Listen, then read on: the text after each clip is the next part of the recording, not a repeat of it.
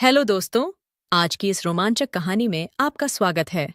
मेरा नाम साहिल है और मेरी उम्र 20 साल है। हमारा घर 2 मंजिलों का था। नीचे हम रहते थे और ऊपर हम हमेशा किराएदार रखते थे।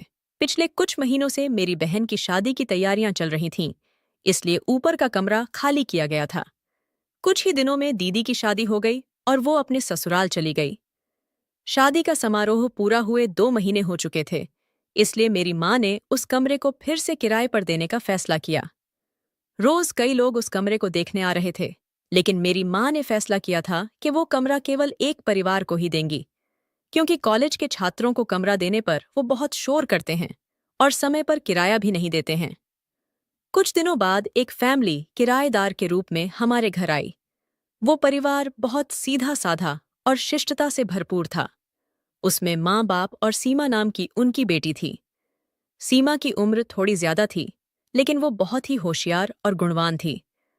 उसे पढ़ाई करने और किसी ऊंचे पद की नौकरी करने की बहुत इच्छा थी, इसलिए उसने अभी तक शादी नहीं की थी। उसके माता पिता ने कई बार उसे शादी के लिए कहा था, लेकिन वो हमेशा कहती थी कि पहले मुझे एक अच्छी नौकरी मिल जाए, फिर मैं शादी के बारे में सोचूंगी। सीमा के माता पिता भी उसके सपनों का समर्थन करते थे। सीमा सच में बहुत पढ़ाकू लड़की थी। वो हर साल कॉलेज में टॉप करती थी।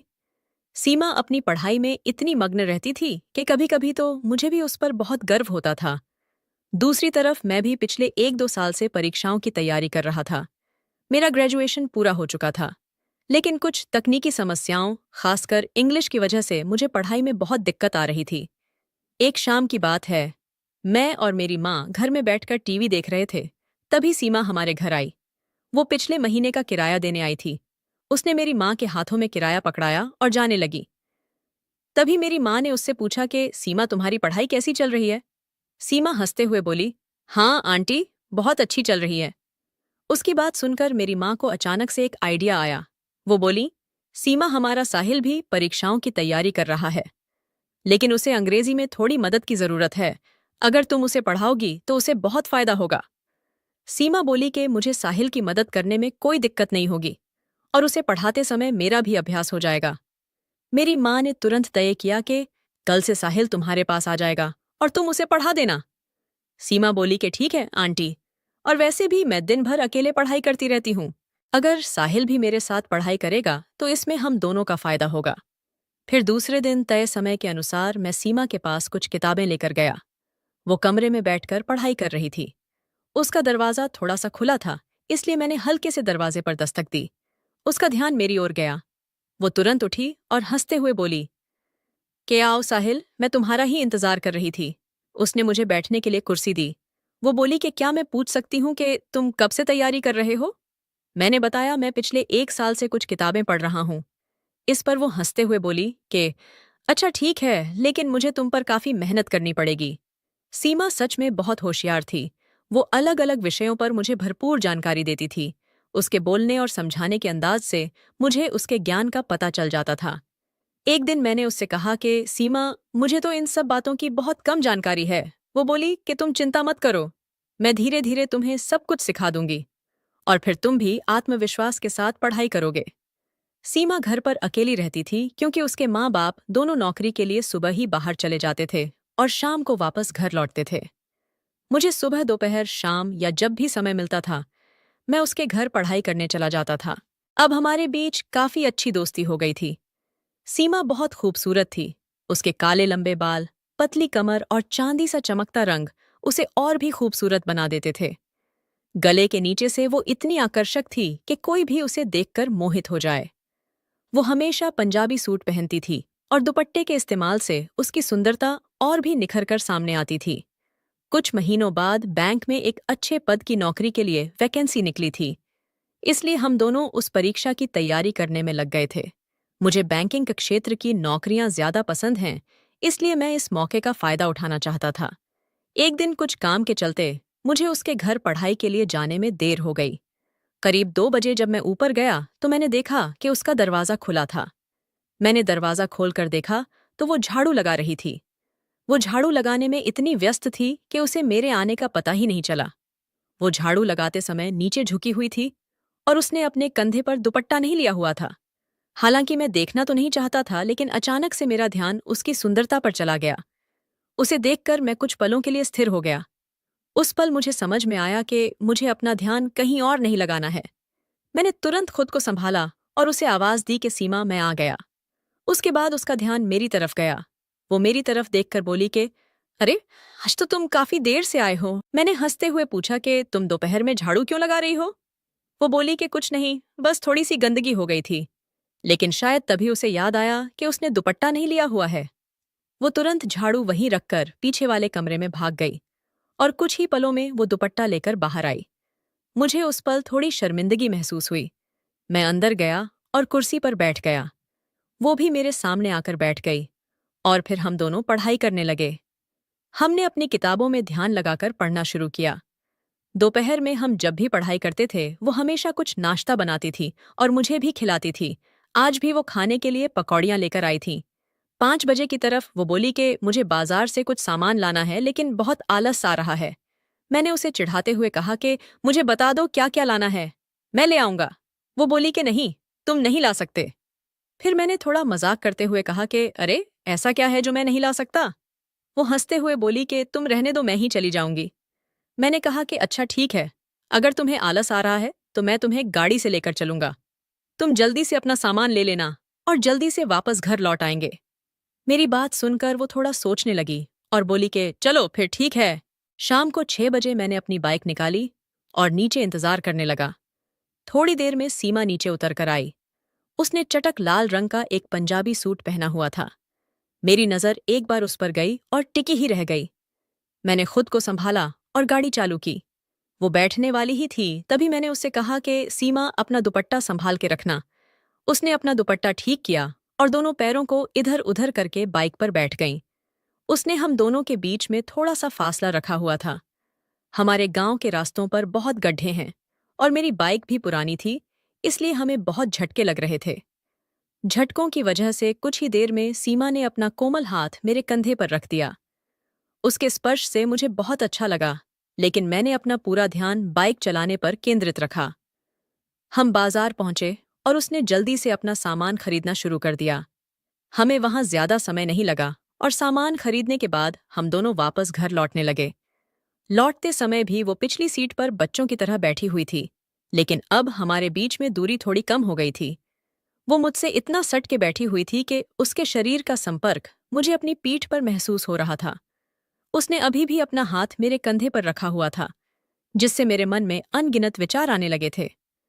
खराब रास्तों की वजह से जब भी वो थोड़ा सा हिलती थी, तो मैं उसके शरीर के धक्कों को महसूस कर पाता था और इससे मेरा मन गड़बड़ाने लगा था। फिर भी मैंने अपने मन को शांत रखने की कोशिश की। कुछ ही देर में हम घर पहुंच गए। मैंने गाड़ी रोकी और उसे उतरने के लिए कहा। मुझे थैंक यू बोलकर वो सीढ़ियों से चढ़कर अपने घर चली गई। मैंने घर पहुंचते ही खुद को उसके विचारों में खो दिया। मेरे मन में विचारों का तूफान था। मैं खुद से पूछ रहा था कि साहिल, तुम्हें क्या हो गया है? तुम जिसे दीदी कहते हो उसके बारे में ऐसा कैसे सोच सकते हो? ये ठीक नहीं है, लेकिन दिमाग और शरीर दोनों पर काबू पाना मुश्किल हो गया था। फिर भी मैंने अपने विचारों को दबाकर शांत रहने की कोशिश की। अगले दिन सुबह 10 बजे मैं उसके घर गया। वो कुर्सी पर बैठी हुई थी और मुझे देखते ही उसने तेजी से अपनी ओढ़नी कंधे पर रख ली। ये उसकी आदत थी। जब मैं उसके साथ होता था तो वो हमेशा दुपट्टा ओढ़ कर रखती थी, लेकिन जब वो अकेली होती थी तब वो दुपट्टे को किनारे रखकर बेफिक्र रहती थी। मैं अपनी जगह पर बैठ गया, पढ़ाई शुरू कर दी। थोड़ी देर बाद वो मुझसे बोली कि मैंने कल तुमसे पॉल्यूशन के ग्राफ के बारे में पूछा था। क्या आज तुम मुझे ग्राफ बनाना सिखाओगे?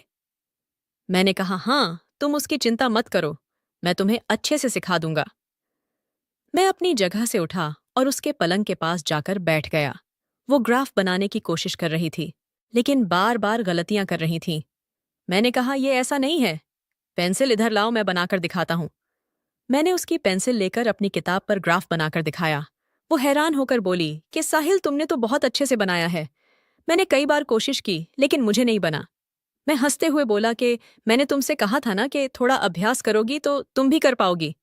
उसने फिर से बनाने की कोशिश की, लेकिन उससे फिर नहीं बना। उसने थोड़ी निराशा के साथ मेरी तरफ देखा और बोली कि साहिल, मुझे अच्छे से सिखा दो ना। उसकी आवाज में मिठास और चेहरे पर मासूमियत देखकर मुझे कुछ खास महसूस हुआ। मैं थोड़ा हंसते हुए बोला कि ठीक है, तो फिर हम ऐसा करते हैं कि अब मैं तुम्हारा हाथ पकड़कर सिखाऊंगा। उसकी सहमति लेकर मैं उसके बाईं तरफ पलंग पर बैठ गया। उसने दीवार के पास थोड़ा खिसक कर मुझे आराम से बैठने की जगह दे दी। मैंने उसके हाथ में पेंसिल दी और कहा कि अब तुम धीरे धीरे हाथ हिलाओ।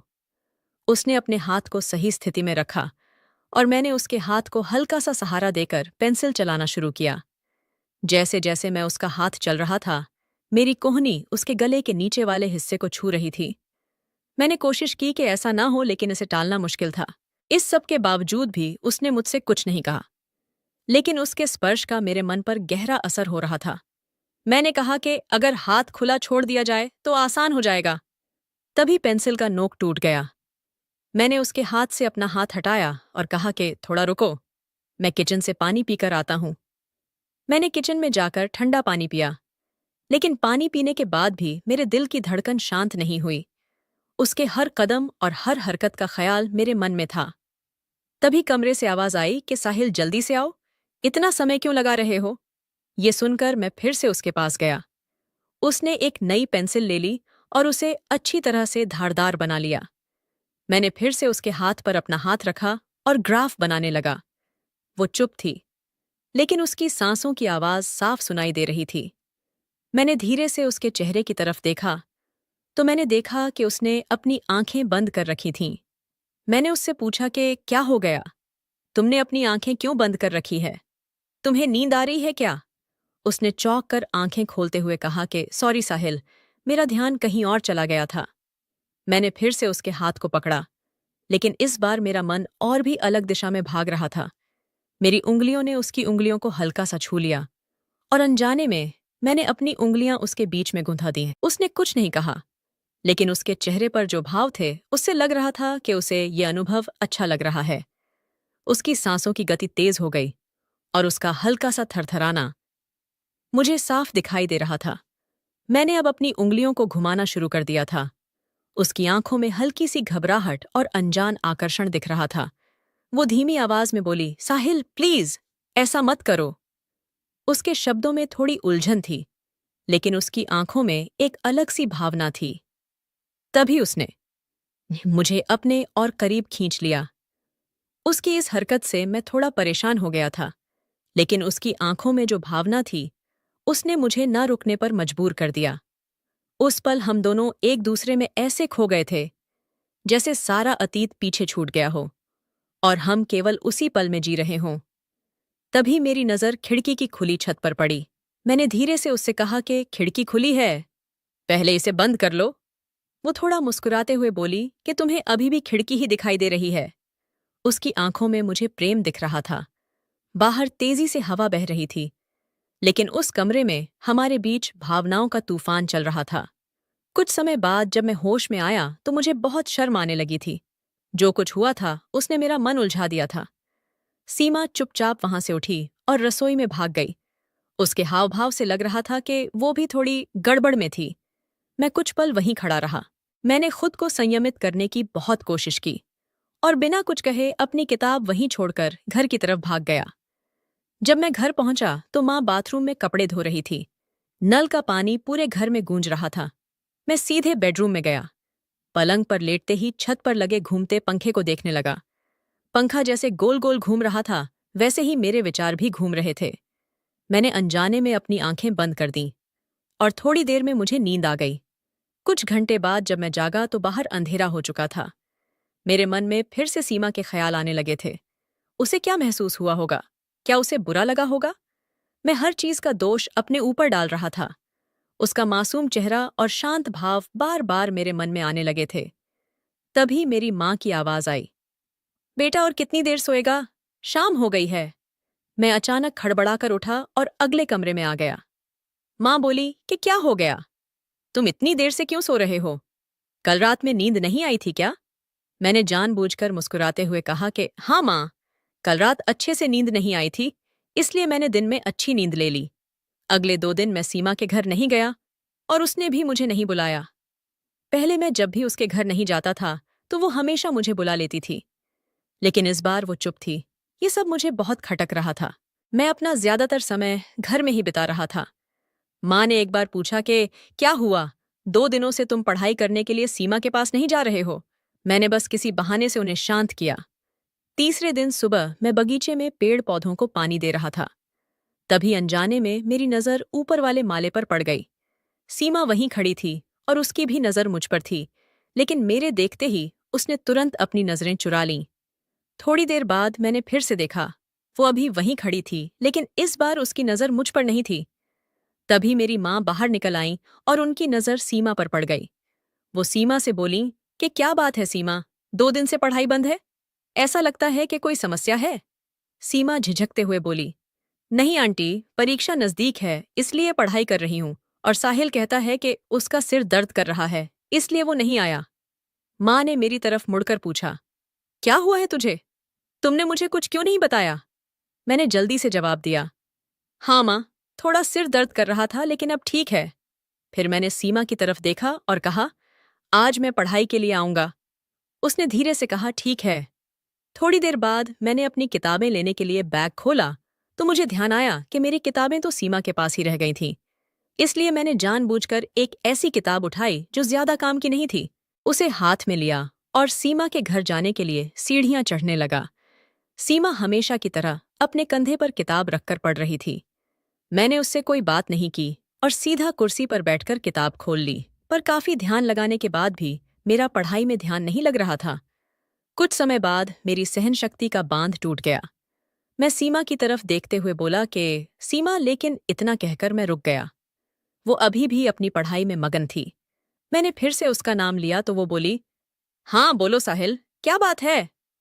मैं थोड़ा घबराते हुए बोला कि उस दिन जो भी हुआ उसके लिए सॉरी। सीमा ने हल्की सी मुस्कुराहट के साथ कहा कि कोई बात नहीं साहिल, तुम उस बारे में ज्यादा मत सोचो, जो होना था वो हो चुका है। अब सब भूलकर अपनी पढ़ाई पर ध्यान दो। सीमा की समझदारी ने मुझे बहुत हल्का महसूस कराया और इससे मुझे उसके प्रति और भी ज्यादा सम्मान महसूस हुआ। मैंने चुपचाप पढ़ाई शुरू की। थोड़ी देर बाद उसने कहा कि साहिल, तुम उस बात पर ज्यादा विचार मत करो। अगले महीने हमें परीक्षाएं देनी हैं। अब बस अपनी अपनी पढ़ाई पर ध्यान दो। इस बार हमें पास होना है। इसके बाद हम दोनों सच में मन लगाकर पढ़ाई करने लगे। वो मेरी हर तरह से मदद करती थी और प्रोत्साहित भी करती रहती थी, लेकिन मेरे मन में उसके लिए भावनाएं बढ़ती ही जा रही थीं। मुझे वो बहुत पसंद आने लगी थी। परीक्षा होने में 7 दिन बाकी रह गए थे। उस दिन मैं सीमा के पास गया और अपने साथ एक गुलाब का फूल ले गया। पढ़ाई करते समय मैंने बहुत सोचा कि उसे ये फूल दूं या नहीं दूं। आखिरकार हिम्मत करके मैंने उसे गुलाब का फूल दे दिया। वो नीचे देख रही थी, लेकिन जब उसने मेरे हाथ में गुलाब देखा तो उसके चेहरे पर हल्की सी मुस्कान आ गई। उसने मुस्कुराते हुए थैंक यू बोला और मेरे हाथ से फूल ले लिया। उसकी प्रतिक्रिया देखकर मेरा आत्मविश्वास बढ़ गया था। मैंने हिम्मत जुटाकर कहा कि सीमा, मैं तुमसे कुछ कहना चाहता हूँ। मैं उम्र में तुमसे कुछ साल छोटा हूँ, लेकिन मुझे तुम बहुत पसंद आ गई हो। सीमा ने थोड़ी देर सोचा और शांत स्वर में कहा कि साहिल, मैं भी तुम्हें पसंद करती हूँ। ये सुनकर मेरा दिल खुशी से भर गया। मैं खुद को 7वें आसमान पर महसूस कर रहा था। मैंने खुशी से सीमा को गले लगा लिया, लेकिन सीमा तुरंत गंभीर हो गई और बोली कि साहिल, हमें इस समय अपनी परीक्षा पर ध्यान देना चाहिए। हमारी पढ़ाई पूरी होने के बाद हम इस बारे में बात कर सकते हैं। इसके बाद हमने और भी मेहनत से पढ़ाई की। हम दोनों ने परीक्षा दी और दोनों अच्छे नंबरों से पास हो गए। कुछ दिनों बाद हमारे दोनों घरों में ज्वाइनिंग लेटर आया। हम दोनों के माँ बाप बहुत खुश थे। मेरे पापा ने मुझसे बोला कि सीमा दीदी को थैंक यू बोल दे। अगर वो नहीं होती तो तू इतने अच्छे नंबरों से पास नहीं होता। तभी मेरी माँ ने हल्की सी शरारत भरी मुस्कान के साथ कहा कि वो दीदी नहीं है। सीमा हमारे घर की होने वाली बहू है, साहिल उसका होने वाला पति है। आप उसे दीदी क्यों बोल रहे हो? इतना कहकर हम दोनों के घर वाले हंसने लगे। मैं बाहर चला गया और सीमा शर्मा के अंदर भाग गई। और कुछ इस तरह हमारी खूबसूरत कहानी का नया अध्याय शुरू हुआ।